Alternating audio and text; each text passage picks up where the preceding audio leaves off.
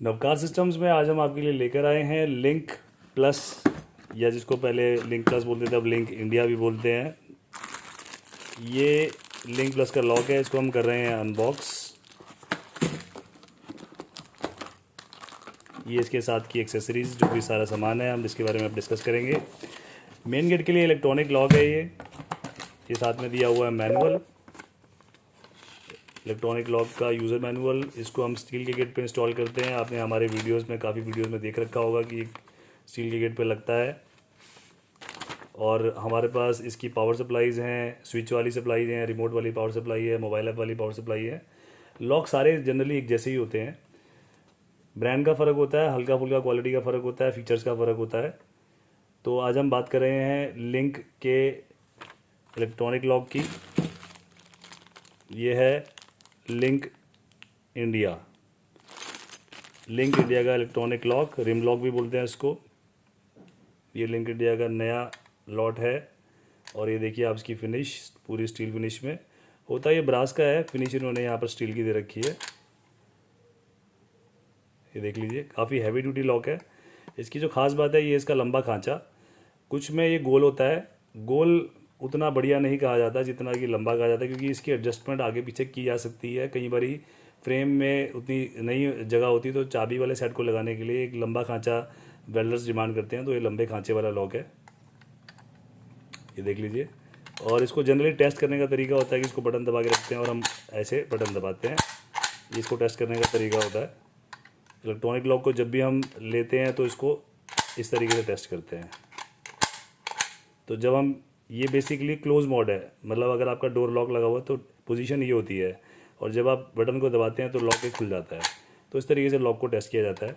अब हम इसके बाकी फीचर्स को देख लेते हैं।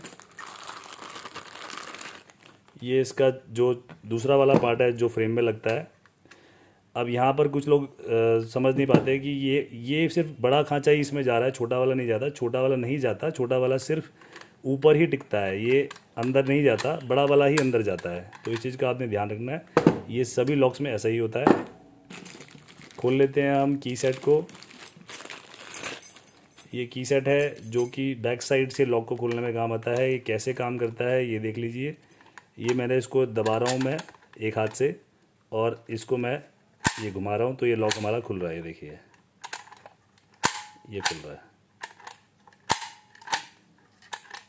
ये खुल रहा है। ये हमने चाबी से चेक कर लिया। अब हम इसके डेड लॉकिंग को चेक कर लेते हैं, क्या इसमें डेड लॉकिंग है कि नहीं है। दो फीचर होते हैं।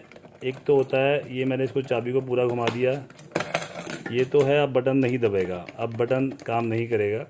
और एक फीचर होता है, अब बटन काम कर रहा है ना, अब मैं एक बटन को दबा के रखता हूँ और इस चाबी को पूरा घुमा देता हूँ, और ये मैंने निकाल लिया। अब ये डेड लॉकिंग है इसका, इसमें डेड लॉकिंग का फीचर है। ये देखिए, अब ये जब डोर बंद हो रहा है तो ये पार्ट भी अंदर जा रहा है, लॉक लगेगा ही नहीं। इसको डेड लॉकिंग मतलब लॉक आपने डेड कर दिया। ये डेड लॉकिंग की फीचर की ज़रूरत तब पड़ती है जब कोई ऐसा ओकेजन होता है या कोई ऐसा टाइम होता है कि आप चाहते हैं कि दरवाज़ा बंद करने पर लॉक ना लगे, लॉक खुला ही रहे, तो तब इसका यूज़ होता है। और ये देख लीजिए, ये है इसमें कंप्यूटराइज कीज़, ये कंप्यूटराइज चाबियाँ इसमें आपको मिल रही हैं। ये आपको मिल रही हैं, टोटल 5 चाबियाँ साथ में मिल रही हैं। तो ऑल इन ऑल बढ़िया लॉक है ये।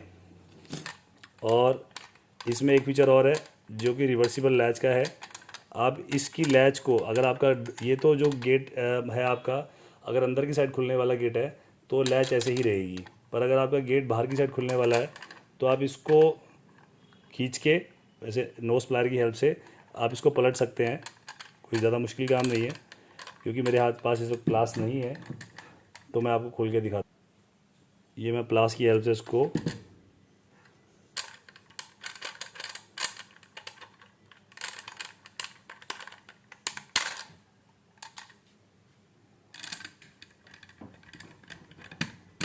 ये मैंने इसको पलट दिया। अब ये हमारी लैच पलटी गई है और ये हमारा पार्ट बाहर की तरफ हो गया है। काम ये वैसा ही करेगा, ये देखिए।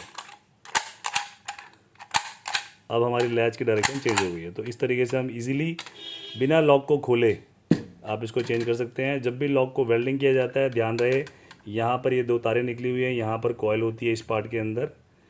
तो इधर की साइड वेल्डिंग इस तरीके से करें कि अंदर की कॉइल डैमेज ना हो, ये वेल्डर को ध्यान रखना है। कॉइल की किसी भी लॉक की वारंटी नहीं होती। अगर आपको स्पेयर कॉइल है तो वो भी आपको हमारे पास मिल जाती है, इन केस कभी आपकी लॉक की कॉइल ख़राब हो जाती है।